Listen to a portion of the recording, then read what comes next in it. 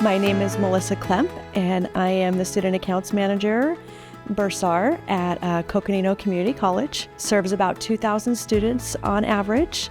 We've been open since 1994, and it is a transfer community college, so it transfers to Northern Arizona University. We run the payment plans through Transact. We do also the online payments, tuition payments. The students can go online and make payments towards their tuition. We do also 1098-Ts for the students as well. So when I started back in 2022, Coconino Community College already had these processes in place. But the challenge was there was no marketing. So I had to go in with a fresh start and really innovate and get these out to the students as far as letting them know, hey, we have a payment plan if you are unable to get financial aid. And now we've overcome some of those obstacles. We've added more innovative ideas.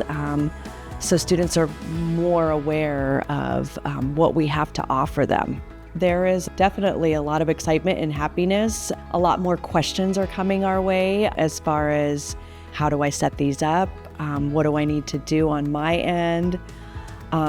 I think a big part of it is the financial literacy, them understanding how a payment plan works and how to enroll. That's huge.